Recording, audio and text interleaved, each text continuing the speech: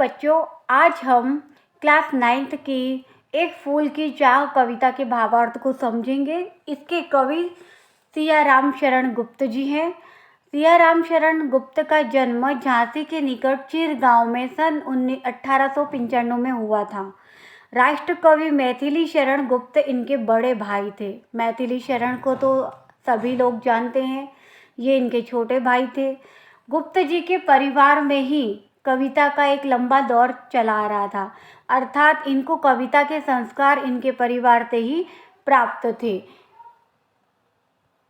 हम एक फूल की चाह जो आज कविता का पठन करने जा रहे हैं, ये पूरी कविता एक छुआछूत की समस्या पर आधारित है। इसमें एक अछूत कन्या रहती है, उसकी यह इच्छा होती है कि वो एक देवी के चरणों में अर्पित किया हुआ फूल उसे कोई लाके दे दे, और यह काम उस पिता ने किया, उसकी बेटी के पिता ने किया, पर वह जब तक लाया तब तक वह मर चुकी थी। तो बस यही कहानी, यही इस कविता का सारांश है। तो चलो आगे हम पढ़ते हैं एक फूल की चाह।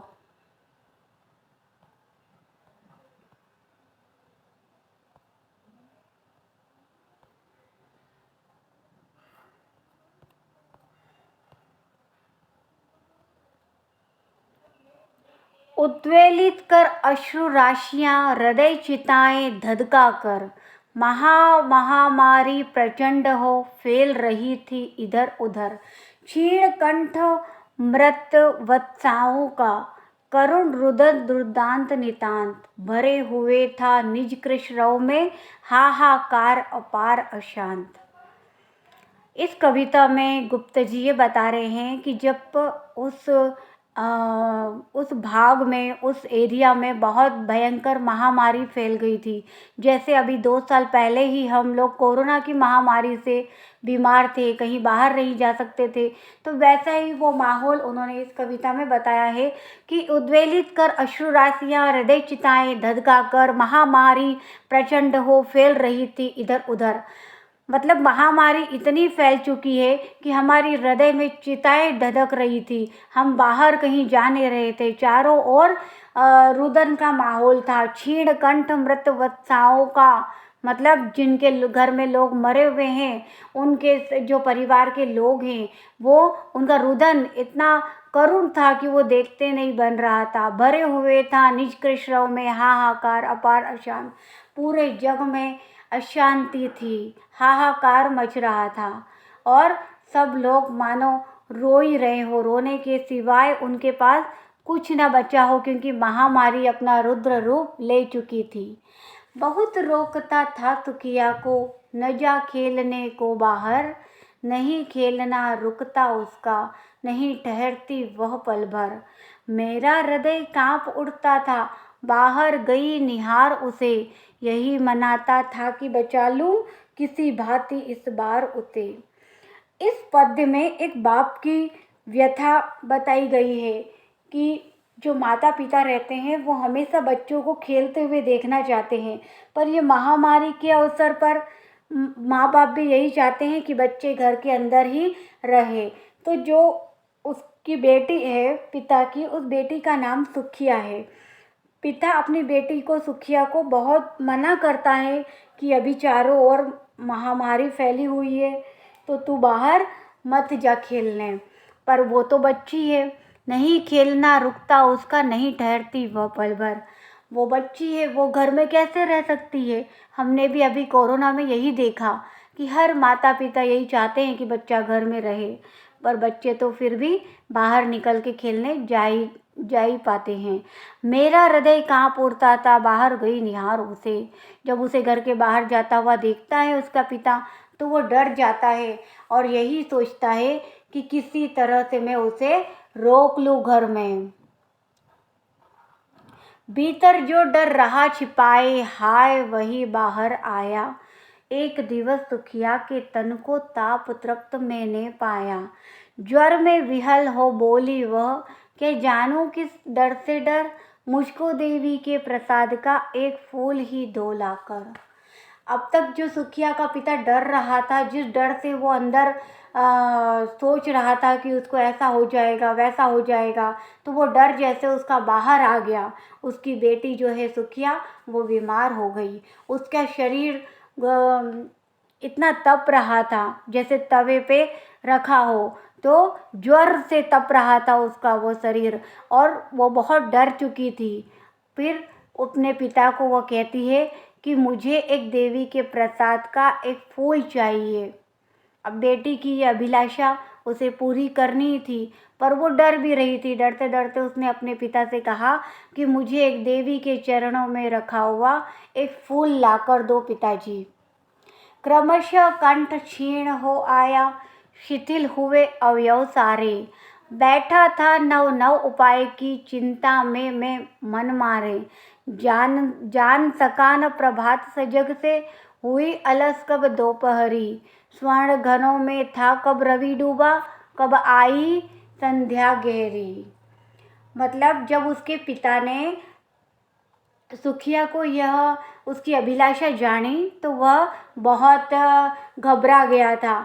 पहले तो वो उसके शरीर से कि उसके शरीर पर इतना ज्वर हावी हो गया है, उसका शरीर इतना ताप से तृप्त हो गया है, वह बहुत डर गया था। उसके खुद का शरीर ढीला पड़ गया था और वो नई नई चिंताएं सोच रहा था। जो आसपास के वातावरण में महामारी चल रही है, तो बस वो उस बीमारी के बारे में ही सोच रहा था कि इसको ये हो जाएगा, इसको ये हो जाएगा, तो मैं क्या करूँगा। कुछ कुछ उपाय उसके मन में चल रहे थे, चिंताएं चल रही थी।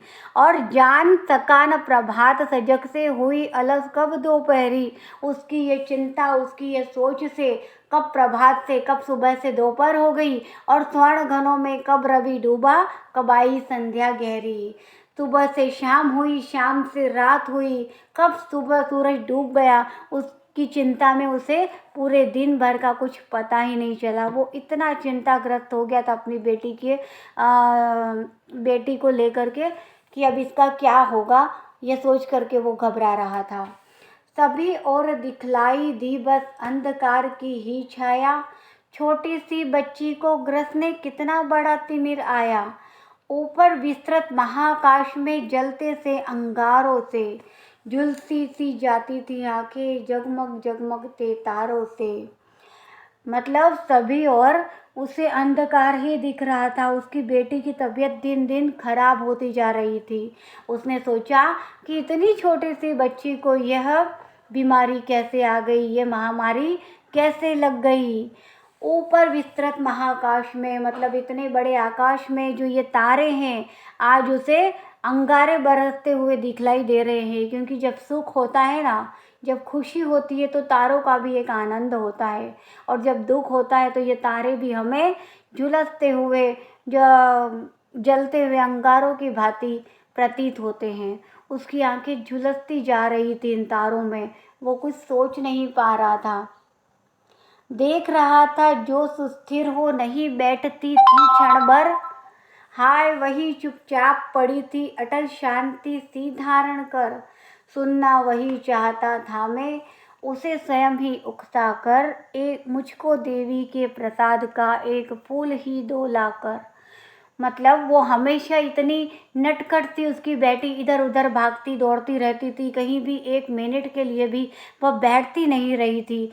वह ऐसे एकदम चुपचाप से बैठ गई, मानो उसके शरीर में कोई जान ही नहीं है, और एकदम इतनी शांति से वह उसे देख नहीं पा रहा था। क्योंकि ऐसी अवस्था तो मरणावस्था होती है। तो उसकी हालत बहुत ख़राब होती जा रही थी दिन भर। वो यही सुनना चाहता था कि मेरी बेटी उठे और मुझसे ये अभिलाषा करे कि मुझे देवी के प्रसाद का एक फूल ही दो ला करके। ऊंचे शैल शिखर के ऊपर मंदिर था विस्तीर्ण विशाल। स्वर्ण कलश सरसिज विहसित थे, पाकर समुद्रित रविकर जाल। दीप धूप से आमोदित था मंदिर का आंगन सारा। गूंज रही थी भीतर बाहर मुखरित उत्सव की धारा। मतलब जो देवी का मंदिर बताया गया है इस कविता में, वो मंदिर पहाड़ी पर था, ऊंचे शैल शिखर पे था। और वह उस मंदिर के ऊपर जो उस मंदिर का जो होता है स्वर्ण कलश, वो ऊपर जो मंदिर का एकदम टॉप का जो भाग रहता है, वह स्वर्ण कलश उसके ऊपर विराजित था। और रवि कर जाल पाकर समुदित रवि कर जाल, सूरज की रोशनी जब उस सोने के कलश पर पड़ती थी तो वो पूरा मंदिर सोने का लगता था, इतना सुंदर हो जाता था, क्योंकि पहाड़ी पर था और पहाड़ी के ऊपर सोने का कलश लगा था। सोने के कलश पे जब सूरज की प्रथम किरणें पड़ती तो वो पूरा मंदिर जगमगाता रहता था। दीप धूप से आमोदित था मंदिर का आंगन सारा, गूंज रही थी भीतर बाहर मुखरित उत्सव की धारा। मंदिर का जो प्रांगण रहता है उसमें धूप दीप करी अगरबत्ती लगी हुई थी, दीपक लगे हुए थे। मंदिर का वातावरण इतना मनमोहक था कि वहाँ पर जाकर बहुत ही खुशी मिलती है, बहुत ही आनंद मिलता है। और वहाँ पर भीतर और बाहर मंदिर के पूजा पाठ की, आरती की, ये जो आवाज़ें आ रही थी घंटी की, उससे वो पूरा नज़ारा बहुत ही सुंदर प्रतीत हो रहा था। भक्त वृंद मृदु मधुर कंठ से गाते थे सब भक्ति मुदमय, पतित तारिणी पाप हारिणी माता तेरी जय जय जय। पतित तारिणी तेरी जय जय मेरे मुख से भी निकला, बिना बढ़े ही मैं आगे को जाने किस बल से ढिगला। मतलब जैसे ही उसने मंदिर के प्रांगण में देवी के समक्ष अंदर जाने के लिए बढ़ा तो क्या देखता है कि सारे भक्त लोग अपने मधुर कंठ से भक्ति कर रहे हैं और वो ऐसा बोल रहे हैं कि पतित तारिणी पाप हारिणी माता तेरी जय जय जय। पापों को हारने वाली, हर पतित को तारने वाली हे माँ तेरी जय जयकार हो। मेरे भी मुख से ऐसा ही निकल गया और मैं कब मंदिर के अंतिम छोर से कब माता के समक्ष आ गया। मेरे दीप फूल लेकर वे अम्बा को प्रज्वलित कर अर्पित करके दिया पुजारी ने प्रसाद, जब आगे को अंजलि भर के भूल गया उसका लेना झट परम लाभ सा पाकर मैं। सोचा बेटी को माँ के ये पुण्य पुष्प दूं जाकर मैं। मेरे दीपक मेरे फूल लेकर मैं माता अम्बा को अर्पित कर दिया था और पुजारी ने प्रसाद जब मेरे आगे हाथ में डाला तो भूल गया था उसका लेना झट परम लाभ सा पाकर मैं प्रसाद लेना भी भूल गया था। मैं मेरी बेटी के उसी में इतना खो गया था कि हे माता मेरी बेटी को अच्छी कर देना, और बस यही सोच रहा था कि मैं ये पुष्प मेरी बेटी को ला कर के दूंगा। सिंहपोर तक भी आंगन से नहीं पहुँचने में पाया, सहसा यह सुन पड़ा कि कैसे यह अछूत भीतर आया। पकड़ो देखो भाग न जावे, बना धूर्त यह है कैसा, साफ स्वच्छ परिधान किए हैं भले मानुषों के जैसा। मतलब दोपहर हो चुकी थी, सुबह से मैं निकला था दर्शन करने, दोपहर हो चुकी थी, आंगन से नहीं पहुँचने में पाया। मतलब मैं माता के समक्ष भी नहीं पहुंच पा रहा हूं तो लोगों ने आवाज़ें देना शुरू कर दी कि यह अछूत है, ये कैसे आ गया हमारे मंदिर में, इसको तो यहाँ पर मंदिर में दर्शन करने का भी अधिकार नहीं है। सभी लोग ऐसा कोलाहल मचा रहे थे कि देखो इसको पकड़ो, ये भाग न जाए। इतने इतने साफ स्वच्छ कपड़े पहन रखे हैं जैसे कि बहुत भला मानुष है, पर है तो अछूत नहीं है हमारे मंदिर में, कैसा आ गया। तो मैं काफ़ी डर गया था। पापी ने मंदिर में घुसकर किया अनर्थ बड़ा भारी, कलुषित कर दी है मंदिर की चीर कालिक सुचिता सारी।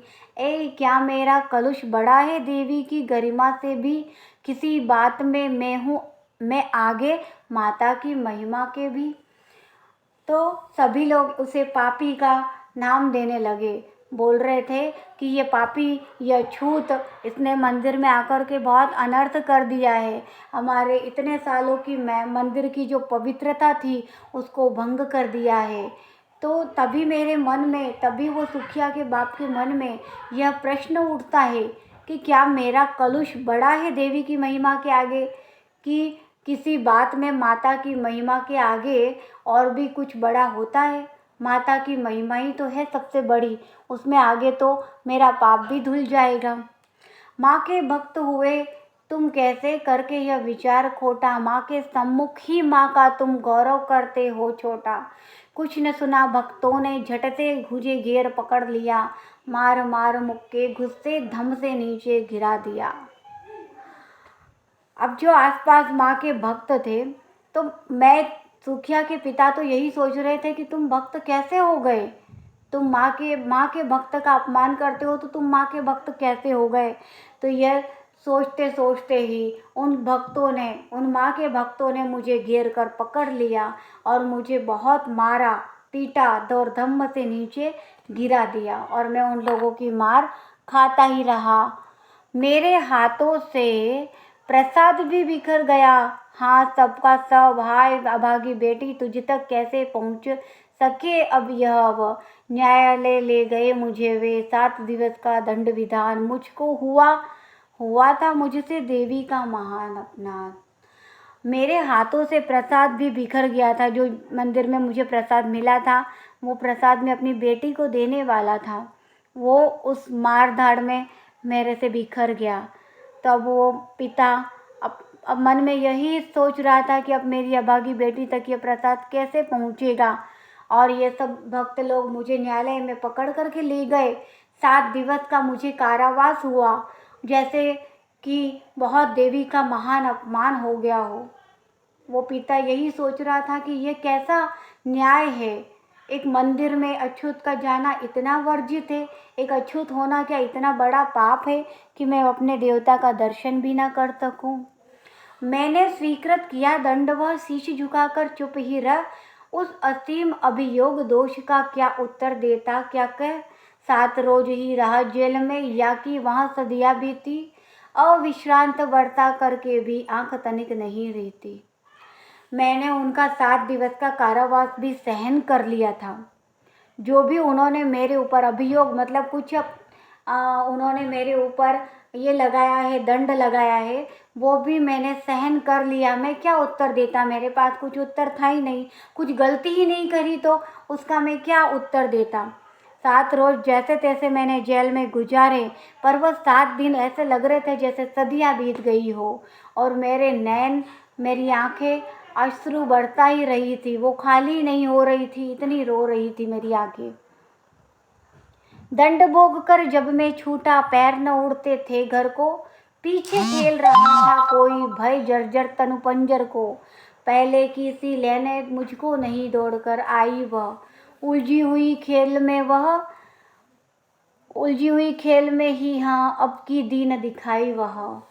जब मैं 7 दिवस का कारावास दंड भोग करके घर में आया, घर में जैसे ही पैर रखा तो मुझे उसका वो जर्जर शरीर, बुखार में तपता हुआ शरीर ही ध्यान आया कि मेरी बेटी अच्छी होती तो मुझे लेने दौड़ करके आती आंगन तक, पर वह नहीं आई। फिर मन में जैसे तैसे समझाया कि हाँ कहीं खेलने में उलझी हुई होगी, वह अभी मुझे दिखाई नहीं दी। उसे देखने मरघट को ही गया दौड़ता हुआ वहाँ। मेरे परिचित बंधु प्रथम ही फूंक चुके थे उसे जहाँ। बुझी पड़ी थी चिता वहाँ पर, छाती धधक उठी मेरी। हाय फूल सी कोमल बची हुई राख की थी डेरी। मैं मेरे घर में दौड़ता हुआ जा गया, पर वहाँ बेटी को नहीं पाया। फिर मैं मरघट अर्थात शमशान में गया, पर शमशान में क्या देखता हूँ कि मेरी बेटी को तो पहले ही मेरे परिचित लोग जला बैठे हैं। वो मेरी बेटी फूंक चुकी है उस अग्नि में, बुझी पड़ी थी उसकी चिता वहाँ पर। फूल सी कोमल बच्ची आज मेरी राख की ढेरी बन गई है। अंतिम बार गोद में बेटी तुझको ले न सका मैं, हाँ एक फूल माँ का प्रसाद भी तुझको दे न सका मैं, हाँ। अंत में उसका पिता ऐसे ही कहते हैं कि हे बेटा, मैं तुझे ले नहीं सका गोदी में, और तेरी जो आखिरी अंतिम अभिलाषा थी कि एक फूल माँ का प्रसाद भी मैं तुझे ला करके नहीं दे सका। तो बच्चों, यहाँ पर एक फूल की चाह कविता समाप्त होती है। बहुत ही माया वाली, या फिर कह दो कि बहुत ही एक करुणता से भरी हुई कविता ये हमने पढ़ी। आप इसे 1-2 बार और ट्राई करना, समझ में आ जाएगा। Okay, bye.